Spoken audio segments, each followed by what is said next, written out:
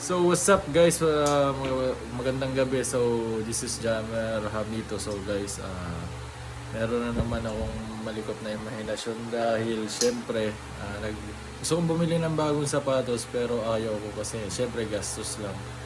And marami pa meron sapatos dito sa bahay so di ko nga lang nagagamit. Meron dati si Senator Jinggoy na binigay sa akin na sapatos guys. Dalawang pairs ng itong sapatos na to guys. Ito. Nung nasa San Juan pa ako dati guys, binigyan ako ng sapatos na ganito. Lebron Soldier 14. Hindi ko alam tawag yan pero yan yung guys. Ayun, ayan. So kung mapapansin nyo guys, bagong bago pa.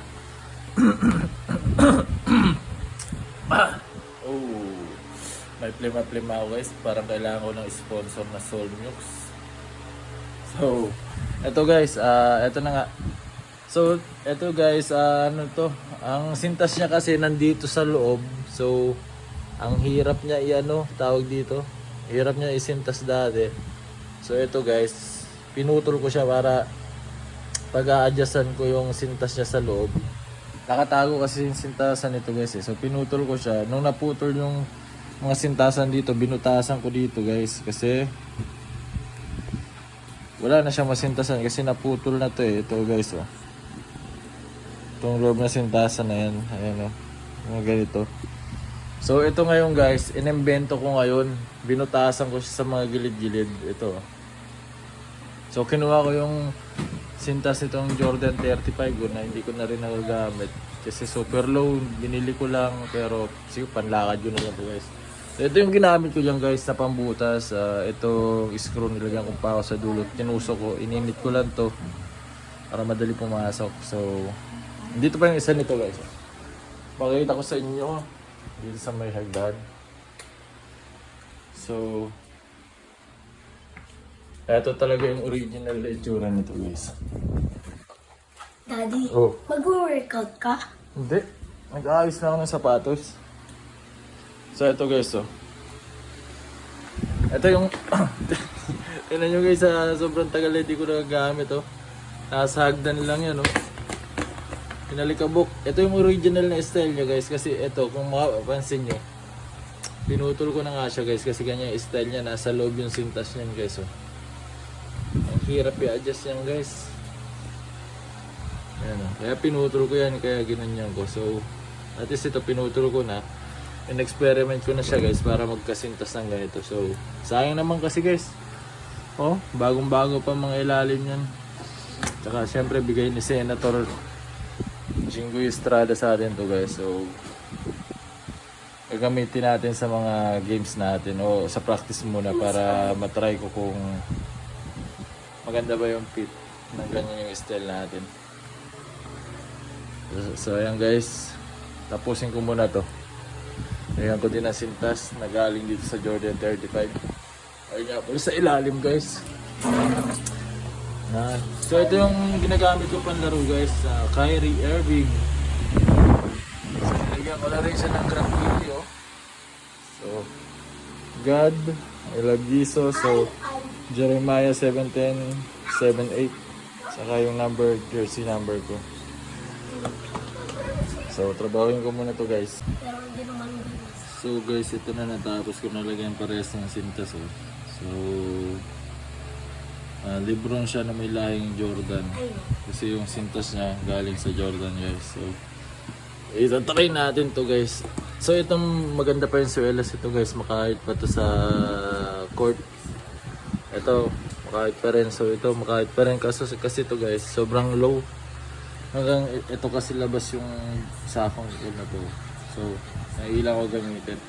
Ito low cut guys na maganda. Ito mid cut. So ito naman guys, hindi ko na to nagagamit kasi okay pa yung niya.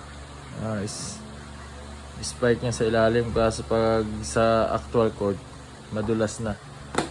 So pag nagpapapawis ako sa mga batong court, ito ginagamit ko guys. Pwede pa siya. Ito guys, susubukan natin to pagbalik namin sa practice after people break. So, tatry ko to.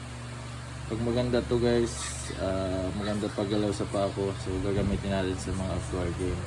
Para hindi sayang, di ba? Kaysa bibili pa ako ulit, sayang. Ayun, oh. Pwede mo naman i-recycle to eh. Kunting ano lang paraan. Magamit mo na siya ulit kasi bagong-bago pa yung swelas niyan guys. Oh. So yan. Ito yung binigay ni Sen nung nasa Sanuan pa ako guys. Dalawa na yan. So ginawan lang natin ang paraan para yung higpit kasi guys dito maganda. So tatry ko lang isukat. So guys, pati itong Freak 1 ko na to na anti-compo, mahilig ako mag-modified ng sapatos, lalo na pagsintasan guys kasi mahigpit ako magsintas, napuputol lagi. So yan, lagi may doble yan. Tsaka itong mga holes na to, wala yan dyan eh. Ito yung ginagamitan niya sintasan. So pina-modified yung orero ko butas ng ibang butas din guys. Kabilaan yan. So yan. Ito ang pinakamatibay ko na pinasusunan, no. Tigas yan, napuputol. So yan lang guys, bahagi lang ng mga ano sa pag nagbibilan ng sapatos. Kahit ito din guys, ito. Na nakikita nyo, kaso mahina yung tela ng Kyrie Irving na to eh. Kaya kahit may doble siya. Tingnan yung sintas ko guys, dala-dalawa yan. Sa sobrang higpit ko magsintas, napuputol ko lagi. Kaya dinalawa ko na. Ayan o, di ba?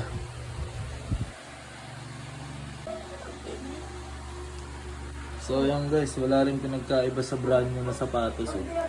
Pag tinignan mo dyan sa side, okay, paganda pa ng kulay. Medyo yellowish na yung white niya. Pero okay lang, importante may nagagamit ka, diba? Tsaka yung na-save mo na pera. Yun yung importante. Yan. Thank you Lord, in Jesus name, amen. Binigyan tayo ng knowledge ng Diyos guys. Sa pamamagitan ng Panginoong Jesucristo kayo naisip namin yan, diba? Boom panis! Bago shoes ni Daddy! Yan guys, bye bye, good night! Gabi na ngayon sa labas guys, oh. Dilim.